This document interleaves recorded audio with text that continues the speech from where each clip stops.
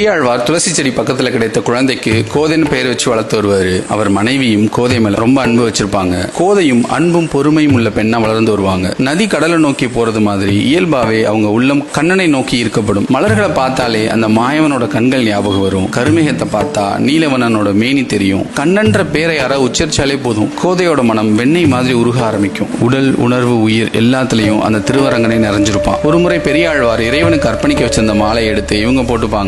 தன்னை அலங்கரிச்சு கண்ணாடி முன்னாடி நின்று அந்த கார்மேக கண்ணனுக்கு நான் சரியானவளான்னு தன்னையே ஒரு முறை பார்த்துப்பாங்க. கண்டிப்பா அவன் திருவருள் கிடைக்கும்னு மகிழ்ந்து அந்த மலர் மாலையை கழட்டி வச்சிருவாங்க. இது தினமும் நடக்க ஆரம்பிக்கும். ஒரு முறை கோதை மாலை சுடும்போது பெரியாழ்வார் பார்த்துருவாரு. அவரோட வாழ்க்கையே அந்த மாலை அர்ப்பணிக்கிற திருத்தொண்டு தான். பொதுவா இறைவனுக்கு மலர் அர்ப்பணிக்கும் போது அதை முகர்ந்து கூட பார்க்க கூடாதுன்னு சொல்லுவாங்க. ஆனா கோதை அதை எடுத்து போட்டிருப்பாங்க. பெரியாழ்வாருக்கு அதை பார்த்ததும் பொறுக்காது. கோபத்துல கோதைன்னு கத்துவாரு. அது வரைக்கும் அவங்க அப்பாவை கோதை அப்படி பார்த்ததே இல்லை. பயத்துல நடுநடுங்கி நிற்பாங்க.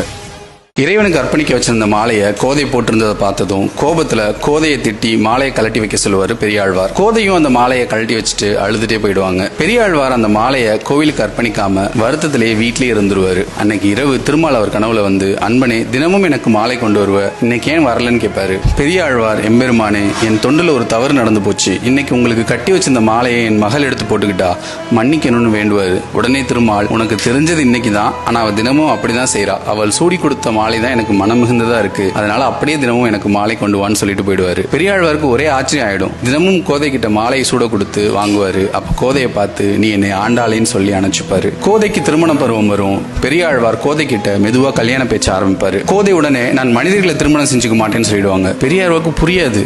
வேற யாரை திருமணம் செஞ்சுக்க போறேன்னு கேட்பாரு. நான் திருவரங்கனை தான் கல்யாணம் பண்ணிக்குவேன்னு சொல்லிடுவாங்க. பெரியாழ்வார் அதிர்ச்சி ஆயிடுவாரு.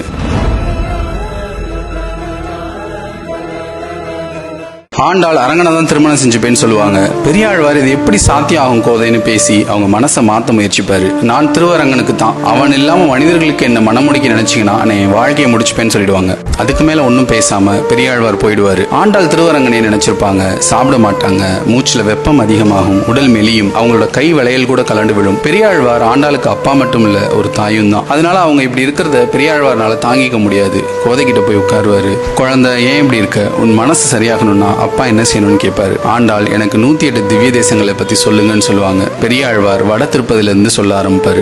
இல்ல, எனக்கு ஸ்ரீரங்கம் பத்தி சொல்லுங்கன்னு கேட்பாங்க. பெரியாழ்வார் ஸ்ரீரங்கம் பத்தி சொல்ல ஆரம்பிப்பாரு. அதை கேட்க கேட்க ஆண்டாள் கண்கள்ல இருந்து கண்ணீர் வழியும். உடல் சிலிர்க்கும். பெரியாழ்வார் சொல்ல சொல்ல தாரத்தாரியா கண்ணீர் பெருக்கெடுக்கும். அப்படியே திருவரங்கம் இருக்கிற திசையை பார்த்து விழுந்து வணங்குவாங்க. ஆண்டாளோட காதல் பக்தியா மாறிடுச்சுன்னு பெரியாழ்வாருக்கு புரிஞ்சிடும். ஆண்டாளோட மனம் புரியுது. திருவரங்கனோட முடிவு என்னன்னு யாருக்கு தெரியும்? கோதை திருவரங்கனை கல்யாணம் செஞ்சுக்கணும் முடிவெடுத்து நோன்பு இருப்பாங்க. மார்கழி மாதம் தன் தோழிகளை எழுப்பி திருப்பாவை பாடுவாங்க.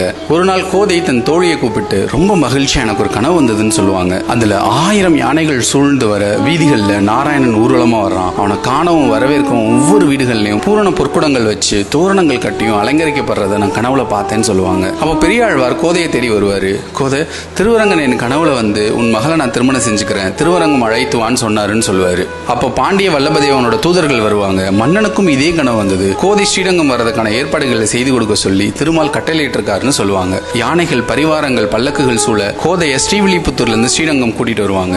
கோதையோட ஒரு தோழி இன்னொரு தோழி கிட்ட, ராமன் சீதையை திருமணம் செஞ்சதும் கிருஷ்ணன் ருக்மணியை திருமணம் செஞ்சதும் சாத்தியம். அப்ப 2 பேருமே மனித அவதாரமா வந்தாங்க.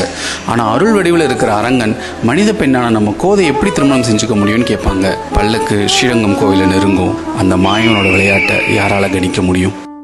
திருவரங்கம் கோயிலுக்கு வந்த பெரியாழ்வாரையும் கோதையும் பாண்டியன் வல்லபதேவன் வரவேற்பாரு.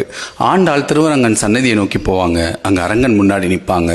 திருவரங்கனோட தாமரை கண்களும் கோதையோட குவளை கண்களும் சந்திக்கும். இத்தனை வருட ஏக்கம், காதல், பக்தி, தவம்.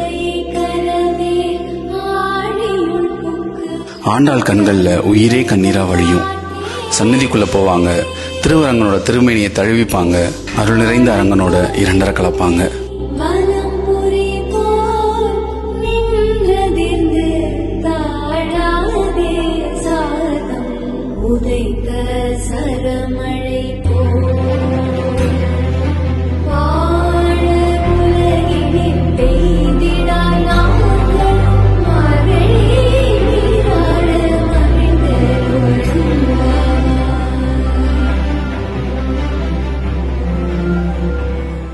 ஆண்டாள் திருவரங்கனோட சன்னதியில பெருமாளோட இரண்டரை கலந்துருவாங்க. பெரியாழ்வாருக்கு ஒரு பக்கம் மகிழ்ச்சியா இருந்தாலும் கோதை இல்லாம அந்த இடத்தை விட்டு போக மனம் இல்லாம அங்கேயே நிற்பாரு.